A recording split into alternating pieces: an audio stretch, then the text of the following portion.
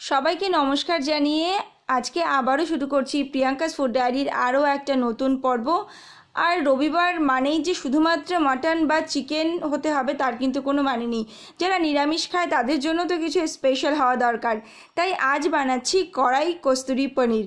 নামটাও যেমন সুন্দর, খেতেও তেমন একদম অন্যরকম।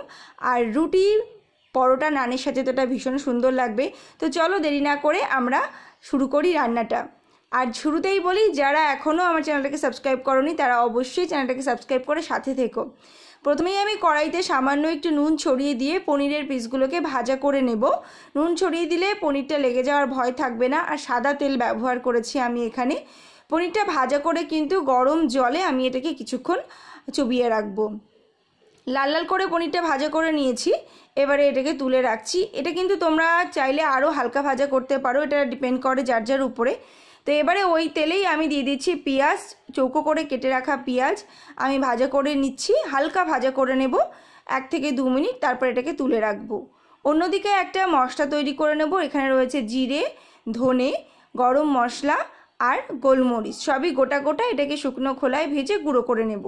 এবারে আমি কড়াইতে সাদা তেল দিয়ে তার মধ্যে দিয়ে দিলাম পেঁয়াজ বাটা। এখানে 2টো পেঁয়াজ বাটা আমি ব্যবহার করেছি। খুব সুন্দর করে পেঁয়াজ বাটাটা আমি তেলের সঙ্গে ভালো করে কষিয়ে নেব। আর সবাইকে অনেক ধন্যবাদ যারা এতদিন ধরে আমার ভিডিও দেখছো, সাথে আছো। যারা এখনও সাবস্ক্রাইব করোনি তারা কিন্তু প্লিজ সাবস্ক্রাইব করো আর পাশে থাকা বেল আইকনটা প্রেস করতে ভুলো না, যাতে আমার সমস্ত রান্নার নোটিফিকেশান তোমাদের কাছে চলে আসে। এবারে দিয়ে দিলাম 2টো টমেটো কুচি। টমেটো কুচিটা দিয়ে একটু উপর থেকে নুন দিয়ে এটাকে ঢাকা দিয়ে আমি কিছুক্ষণ রান্না করব, যতক্ষণ না টমেটোটা গলে যাচ্ছে। তো একঘেয়ে রান্না থেকে একদম একটু অন্য রকম রান্না, অবশ্যই ভালো লাগবে। এটা ট্রাই করো তোমরা বাড়িতে আর আমাকে জানিও। তো ঢাকা দিয়ে দিয়েছি, এবার ওয়েট করব যে কখন এটা গলে যাচ্ছে। তো এরপর এর মধ্যে দিয়ে দিলাম আমি আদা আর কাঁচা লঙ্কা বাটা। এই রান্নায় কিন্তু কোনো রসুন ব্যবহার করছি না। এবারে দিয়ে দেবো সামান্য নুন, আর দিয়ে দিচ্ছি হলুদ গুঁড়ো, লঙ্কার গুঁড়ো আর কাশ্মীরি লঙ্কার গুঁড়ো।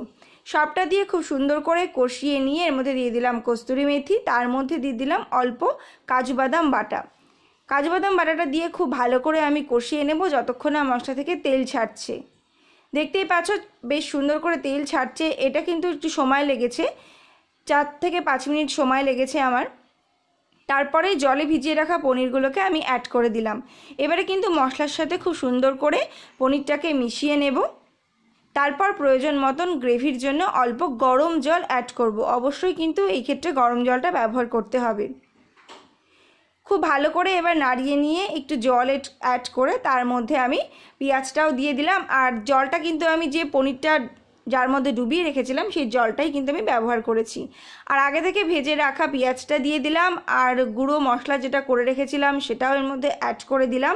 এবারে কিছুক্ষণ এটাকে সুন্দর করে মিলেমিশে রান্না হওয়ার জন্য আমাকে সময় দিতে হবে। তো তারপর আমি এটাকে নামিয়ে নিয়েছি। এবারে কিন্তু তোমরা তোমাদের ইচ্ছা মতন রুটি, পরোটা বা নান, আটা নান, সেইটার সাথে তোমরা খেতে পারো। বাড়িতে হোমমেড আটা নান কিন্তু ভীষণ ভালো যায় এটার সাথে। যদি রেসিপিটা দেখতে চাও সেটাও আমাকে কমেন্ট করে জানাতে পারো, আমি অবশ্যই শেয়ার করব। তো আজকে রান্নাটা কেমন লাগলো তোমাদের কমেন্টের অপেক্ষায় থাকলাম। অবশ্যই আমাকে জানিও, আর ভালো লাগলে চ্যানেলটাকে সাবস্ক্রাইব করো। দেখা হবে আবার নতুন ভিডিওতে, ততক্ষণ পর্যন্ত টাটা।